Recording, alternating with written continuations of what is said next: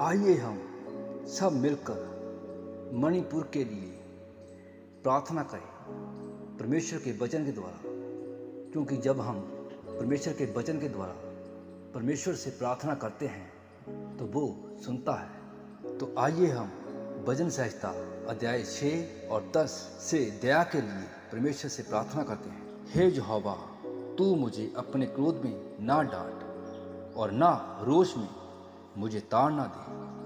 हे यहोवा, मुझ पर दया कर, क्योंकि मैं कुमला गया हूँ। हे यहोवा, मुझे चंगा कर, क्योंकि मेरी हड्डियों में बेचैनी है। मेरे प्राण भी बहुत खेदित हैं। और तू हे यहोवा कब तक लौट आ। हे यहोवा, और मेरे प्राण बचा। अपनी करुणा के निमित्त मेरा उद्धार कर, क्योंकि मृत्यु के बाद तेरा स्मरण नहीं होता। अंधालोक में कौन तेरा धन्यवाद करेगा। मैं करहाते थक गया। मैं अपनी खाट आंसुओं से भिगोता हूँ। प्रति रात मेरा बिछौना भीगता है।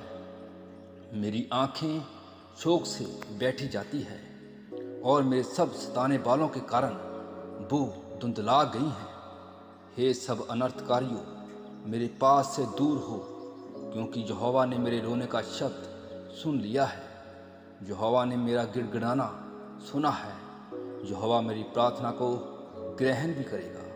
मेरे सब शत्रु लज्जित होंगे और बहुत ही घबराएंगे। वो पराजित होकर पीछे हटेंगे और एकाएक लज्जित होंगे। अध्याय 10 मणिपुर के लिए न्याय के लिए प्रार्थना। हे यहोवा, तू क्यों दूर खड़ा रहता है? संकट के समय में क्यों छिपा रहता है?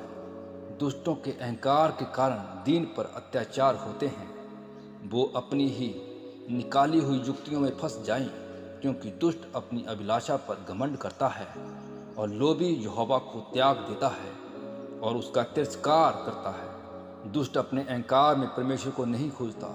उसका पूरा विचार यही है कि कोई परमेश्वर है ही नहीं। वो अपने मार्ग पर दृढ़ता से बना रहता है। तेरे धार्मिकता के नियम उसकी दृष्टि से बहुत दूर ऊंचाई पर है। जितने उसके विरोधी हैं उन पर वो फुकारता है।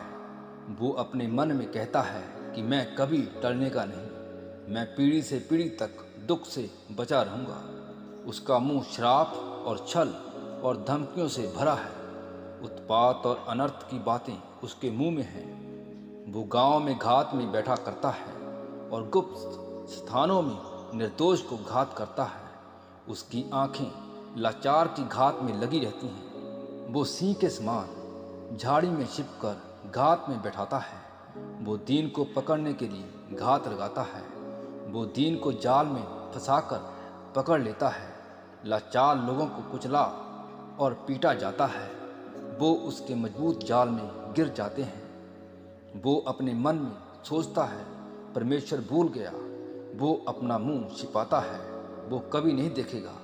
उठ हे यहोवा, हे परमेश्वर, अपना हाथ बढ़ा और न्याय कर और दीनों को ना भूल। परमेश्वर को दुष्ट क्यों तुच्छ जानता है और अपने मन में कहता है, तू लेखा ना लेगा, क्योंकि तू उत्पात और उत्पीड़न पर दृष्टि रखता है, ताकि उसका पलटा अपने हाथ में रखे। लाचार अपने आप को तुझे सौंपता है। अनाथों का तू ही सहायक रहा है। दुर्जन और दुष्ट की भुजा को तोड़ डाल।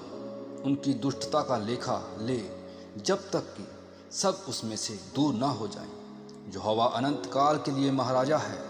उसके देश में से जात जात लोग नाश हो गए। हे यहोवा, तूने नव लोगों की अभिलाषा सुनी है। तू उनका मन दृढ़ करेगा। तू कान लगाकर सुनेगा कि अनाथ और पिसे हुओं का न्याय करे, ताकि मनुष्य जो मिट्टी से बना है फिर भय दिखाने न पाए।